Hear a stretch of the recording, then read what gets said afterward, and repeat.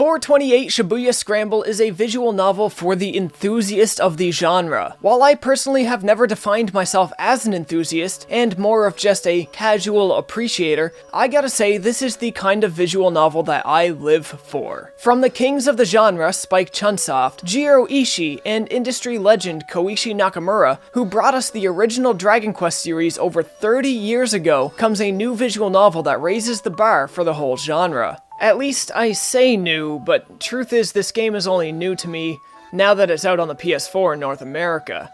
This game came out nearly 10 years ago, and it was actually the successor to another game called Machi that came out all the way back in 1998. The series didn't quite end with these two games either, as it got an anime in 2009 called Canaan, an anime I actually seen around when it first came out, and had no idea that it had its roots in an already established franchise. At this point, I don't remember too much of what the anime was about. I do remember how clean a lot of it looked, especially the balloons in the first episode, though now that I've caught up with 428 Shibuya Scramble, I feel primed to give it another go, and I suspect that I'll be able to appreciate it much better this time around. 428 is a visual novel in the truest sense of the term. Exploration and puzzle solving doesn't exist in any traditional format. Instead, the game is entirely text-based, and your input comes only in the form of decision-making. The decisions you can make along the way are plentiful, and can take you down a number of different routes. What makes this game stand out is its approach to non-linear storytelling. If a regular visual novel with non-linear routes and decision-making can be equated to a classic choose-your-own-adventure novel, then 428 Shibuya Scramble is like reading an entire anthology of choose-your-own-adventure novels at once. Think of it like this. Here I am reading Book A. I arrive at a point where I have to make a decision.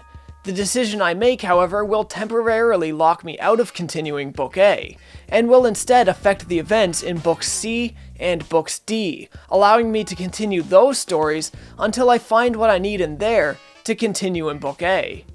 428 Shibuya Scramble focuses primarily on 5 different character paths, and each character's decisions will affect the fates of the character stories that happen in auxiliary to them. The puzzle-solving elements come in the form of arranging a situation where every character makes the decisions that can carry them all safely into the next time block of the day. The game is broken up into chapters represented by hours, where one chapter will chronicle the events of 2 o'clock to 3 o'clock, and the next would chronicle 3 o'clock to 4 o'clock. Think of it like episodes of the crime drama 24. Some characters may arrive at the next time block before others. However, you cannot enter that time block until all characters have arrived at it safely. Thankfully, the things that you need to consider to solve puzzles are localized entirely within the time block you're playing, so you'll never have to jump back several hours to change a decision. This allows the scope of the puzzles to remain at a reasonable size. For the most part, this puzzle solving is pretty easy, until the final chapter where it gets a little obtuse, but still not too irritating. Of course, where this is a visual novel, interest is largely dictated by the story and characters.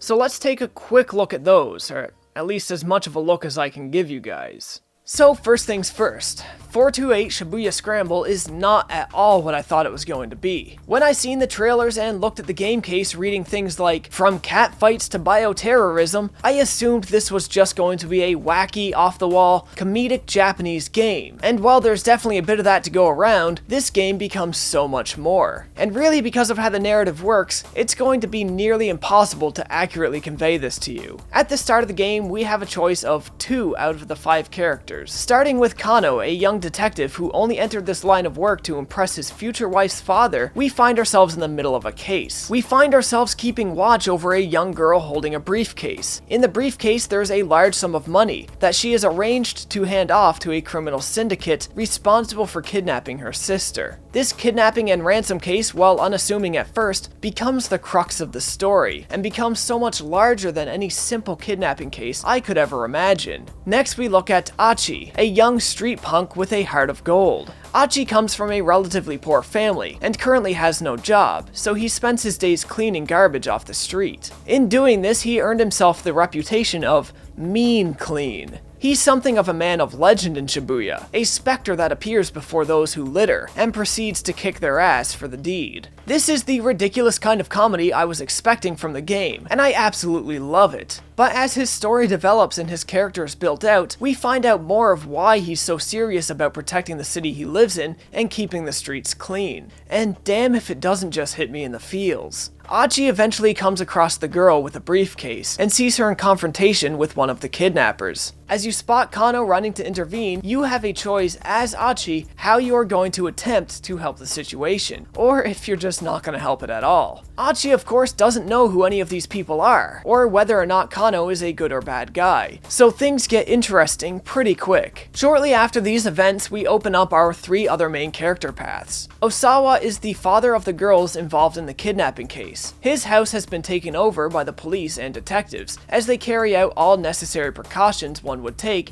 in a ransom and kidnapping case. As this is going on, however, he receives information related to his work that spells trouble. Osawa is a virologist whose highly classified work is on the cutting edge of research. His inner conflict starts early, when it begins to seem his virology research may be the reason why his daughters are in the situation they are. With his work being classified, there's not much he can tell the officers to aid in their investigation. Next we have Tama. Not much is known about her at first, aside from the fact that she needs a bunch of money to buy a necklace that she's seen in a second-hand store. To gain this money, she takes on a day job for a con artist snake oil salesman. This day job is to put on a sales demonstration for a dieting drink, following a free sample giveaway. For the giveaway, she has to wear a rental cat costume that unfortunately gets stuck on her. This arc is definitely the most comical, but even this manages to build into something crazy and becomes far more relevant to the main plot than you could ever guess. Lastly, we have Minorikawa, the ace reporter for a crappy gossip magazine. Minorikawa is obnoxious and kind of stupid in the best of ways. He definitely has a lot of comedic relief, and he finds ways to involve himself in everybody's story early on, as he's looking for a scoop anywhere and everywhere he can, so that he can turn out his gossip rag as early and cheap as possible to help with the company's crippling debt. These are our main characters, but each of these characters have their own co-stars, who get just as much depth and development to leave an impression on you with. Kano has Stanley, Osawa has Kajiwara,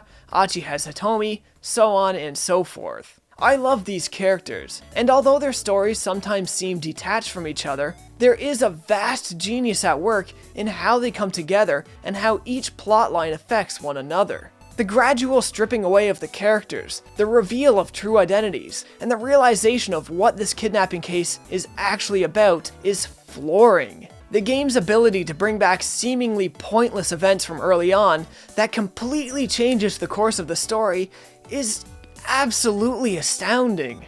As the game goes along, you'll notice these subplots among recurring background characters. They don't have much real importance at times, but it definitely makes the world feel more real and lived in the more you learn about these people. And sure, we can say, Tarks, the world is real. The art is just photographs of real people in real environments. And to you I say, that's where you're wrong. You clearly never read the info at the start of the game.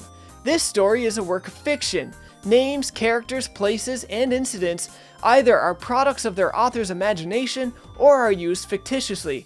Any resemblance is entirely coincidental. Checkmate, bitches.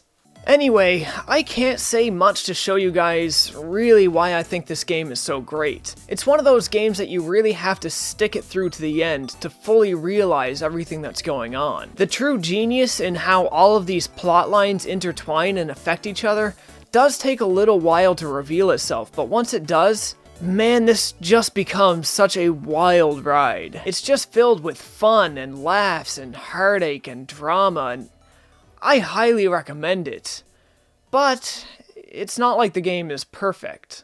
Thankfully, the problems in this game don't extend to really important things like the writing, but there are areas that might not appeal to people. While I personally loved what they done for the art direction, just using photographs and occasional video, this might rub people the wrong way. There's also no voiceovers in the game, at all. And this game is a very dense visual novel. For visual novel standards, it's pretty long, so this much straight reading might be a turn off. I can't say exactly how long the game is because it recorded my time when I left the PS4 in sleep mode, so my file clocked in at over 100 hours, but I'd venture a guess of it being around 40 hours to get the true ending. The controls were my biggest personal pet peeve. There's no option for text speed unless you're using the auto mode, in which case there's only 4 speeds. Annoyingly, sometimes the page will flip without letting text linger. In order to look back at your text log, you need to disable auto mode first, which annoyingly stops the game for a moment to let you know what you just done. I think a little auto on or off symbol in the corner would have sufficed, and control would have felt more fluid if opening my text log just paused my auto mode automatically. I did have the game crash a good 3 or 4 times as well. This mostly occurred when trying to go from the character select screen to the time chart. I did at least report the issue, so maybe there's hope of it getting fixed. I also found a glitch at one point that I was able to replicate several times. If I try to read this highlighted text before the whole page is loaded, I'm taken to a blank entry. When I go back, all the text is screwed up. If I read the entry after the page has fully loaded, the entry is spread over 2 pages. After reading the second page, the game soft locks, forcing me to quit the application and reload my file to continue. The sound and music in the game is very limited, especially up front. The further into the game you get, the heavier the music usage becomes, but it is a little empty feeling early on. That could also be due to the music in the latter half of the game being used better, but most of the music in the game is kinda forgettable anyway. Aside from this one track, and let's just give this a listen because this is an amazing track.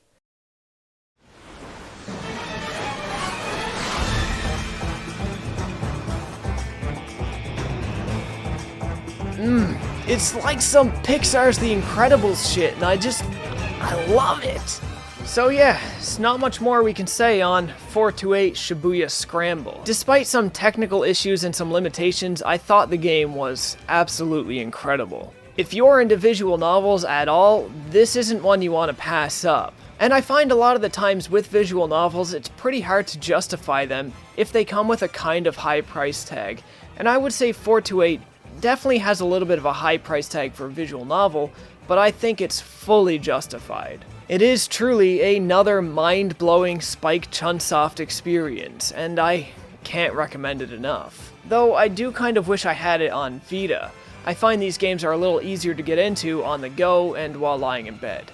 But I digress. And that's all I'm gonna say on 428 Shibuya Scramble, ladies and gentlemen. If you like the video, you know the deal. Like, comment, subscribe, share the video if you can. If you really like the content, you maybe want to get some of it early, consider supporting the show on Patreon. As always, folks, thanks for watching.